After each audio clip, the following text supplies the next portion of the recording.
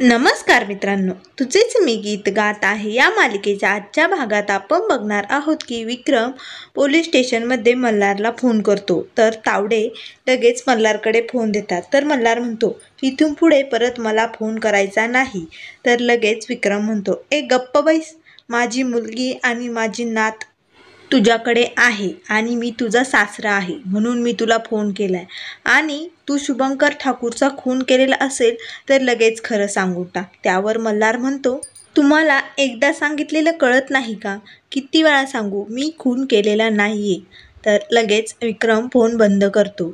मग लगेच तावडे मल्हारकडून फोन घेतात आणि म्हणतात, तुला अजूनही समजावून सांगतो, तू जर खून केलेला असेल तर लगेच बोलून टाक, नाहीतर इथेच जेलमध्ये सडत राहावं लागेल.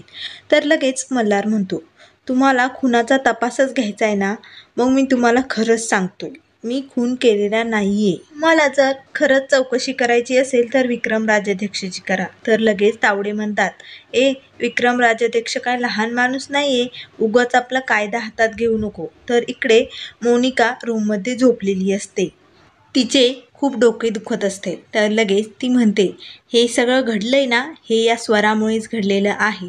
तर ती डोकं चेपत बघून लगेच स्वरा म्हणते, मनुका काकू, तुमचं डोकं दुखतंय का? मी चेपून देऊ का तुमचं डोकं? तर लगेच मोनिका म्हणते, नाही, अजिबात माझ्या अंगाला हात लावायचा नाही. तुझी लायकी तरी आहे का तेवढी? तर लगेच स्वरा म्हणते, मनुका काकू, तू मला प्रॉमिस केले ना, मी तुझी सर्व कामे ऐकल्यानंतर तू माझ्या मल्हार गुरुजींना लवकरात लवकर घरी घेऊन येशील. तर लगेच मोनिका म्हणते, हो अगं बाई, तुझा मल्हार गुरुजी माझा नवरा आहे, माझ्या पिऊचा डॅड आहे तो, त्यामुळे तुझ्यापेक्षा जास्त काळजी मला आहे त्याची. त्यामुळे मी तुला 100% प्रॉमिस करते की मी त्याला लवकरात लवकर घरी घेऊन येईन. तर लगेच स्वरा खूपच खुश होते, कारण आता मनुका काकू मल्हार गुरुजींना खरंच घरी घेऊन येणार असे तिला वाटत असते. तर लगेच मोनिका म्हणते, ही स्वरा आहे ना खूपच स्टुपिड आहे आणि मी का ऐकत बसू हिचं, आणि त्यात तू माझी निवड करून खूपच चुकीचं केलं आहे. आता मला या स्वराला लवकरात लवकर घराबाहेर काढावंच लागेल. इतक्या दिवस कोणी ना कोणी तुझ्याबरोबर राहत होतं, परंतु आता तू एकटी पडली, त्यामुळे तुझ्याबरोबर काय काय करायचं आहे ना ते मीच ठरवणार आहे. मग स्वराबरोबर कसं वागायचं, तिचं काय करायचं, हा सगळा प्लॅन मोनिका ठरवत असते. तर लगेच स्वरा म्हणते, मोनिका काकू कसला विचार करते? त्यावर मोनिका म्हणते, काही नाही ग, तुझ्या मल्हार गुरुजींना घरी कसं आणायचं ना त्याचाच विचार करत असते. मात्र मोनिका खूपच खुश झालेली असते, कारण आता ती स्वराला खूप त्रास देऊन या घराबाहेर काढणार असते. तेवढ्यात लगेच विक्रमचा तिला मेसेज येतो की लवकरात लवकर मला भेटायला ये. मग लगेच मोनिका स्वराला म्हणते, या रूममधून कुठेही बाहेर पडायचं नाही, मी अर्जंट काम आहे मला, मी लगेच जाऊन येते. तर स्वरा म्हणते, ठीक आहे. त्यानंतर लगेच मोनिका तिथून गेल्यानंतर स्वरा रूमचा दरवाजा बंद करून घेते. तर मंजुळा लगेच तिच्यावर नजर ठेवूनच असते. मोनिका गेल्यानंतर लगेच मंजुळा स्वराच्या रूमजवळ येते आणि म्हणते, स्वरा बाळा, प्लीज दरवाजा उघड ना. तर स्वरा आतमधून दरवाजा उघडत नाही. तर मंजुळा म्हणते, प्लीज स्वरा बाळा, तू मोनिका काकूची का निवड केली असेल बरं? मला सांग बरं, नक्की काय झालंय? तुझ्या मनात काय आहे ते तरी कळू दे मला. यावर नक्की काहीतरी उपाय काढू आपण. प्लीज बाळा मला सांग. परंतु स्वरा आतमध्ये रडत असते. ती मंजुळाला काहीही सांगत नाही. मात्र मंजुळा तिला खूप विनंती करत असते, प्लीज स्वरा मला सांग, तू का मोनिका काकूची निवड केली आहे? तू का अशी वागते? तर स्वरा आतमधून काहीही उत्तर देत नाही. त्यानंतर इकडे अभिजित हा पोलीस स्टेशनमध्ये येतो आणि तावडेंना म्हणतो, मग सापडले का नाही काही पुरावे? त्यावर तावडे म्हणतात, पुरावे कसे सापडणार? सगळं शुभंकर ठाकूरनीच केलंय आणि त्यात तुम्ही पण सामील आहात. तुम्हीच लपवलेत सगळे पुरावे. आता तावडेंचं हे बोलणं ऐकून अभिजितची तळपायाची आग मस्तकाला जाते. तो म्हणतो, तावडे काहीही बोलू नका. त्यावर तावडे म्हणतात, तुमचा कुणावरती संशय आहे का? असेल तर सांगा आम्हाला.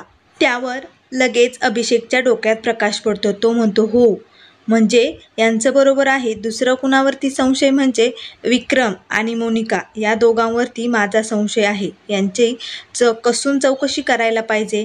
मग लगेच अभिजित तिथून निघून जातो. त्यानंतर तो लगेच विक्रम राजाध्यक्षांच्या घरी जातो आणि विक्रमवरती बंदूक धरतो आणि म्हणतो, विक्रम राजाध्यक्ष, तुमचं काय चालू आहे, लवकरात लवकर सांगा.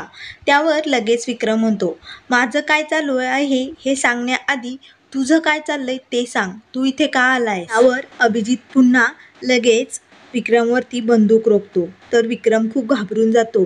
मग लगेच अभिजित त्या बॉडीगार्डना सांगतो की सर्व घराची कसून चौकशी करा.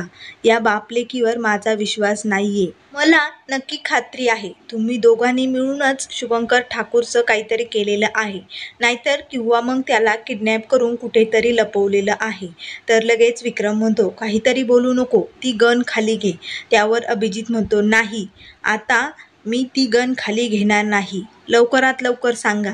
आणि तुझा तो जावई मल्हार कामत हा किती वेळा सांगतोय मी खून केला नाही म्हणून. त्यामुळे हळूहळू माझा त्याच्यावरती विश्वास बसायला लागलाय आणि तुमच्या दोघांवरची शंका वाढते की तुम्ही दोघांनीच शुभंकर ठाकूरला मारलेलं आहे. लवकरात लवकर खरं सांग.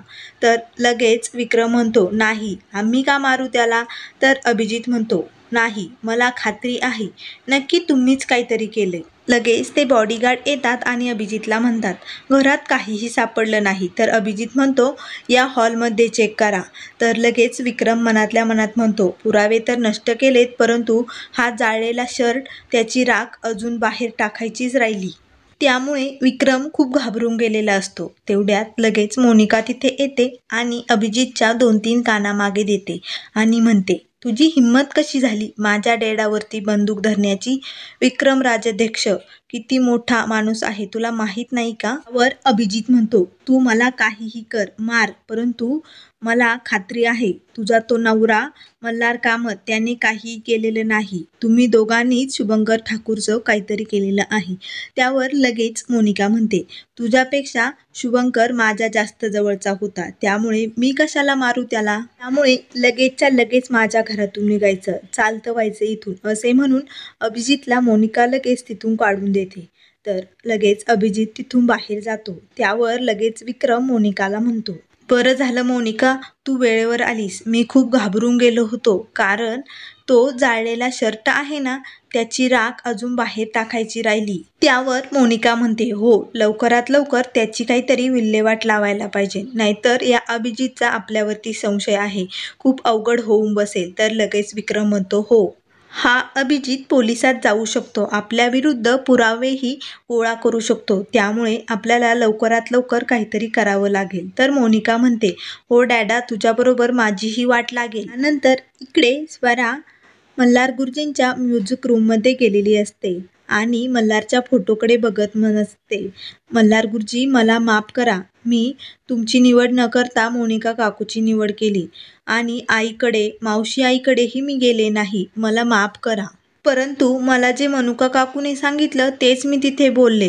तेवढ्यात लगेच मंजुळा तिथे येते आणि सर्व काही ऐकते आणि म्हणते, काय ग, काय सांगितलं होतं त्या ढोलकीने? मला तरी कळू दे, तुला काय सांगितलंय नेमकं? त्यानंतर लगेच क्षमाही स्वराला विचारू लागते, बाळा काय झालंय, प्लीज आम्हाला सांग. त्या पुराव्याद्वारे आपण मल्हार गुरुजींना घरी सोडून आणू शकतो, प्लीज बोल बाळा.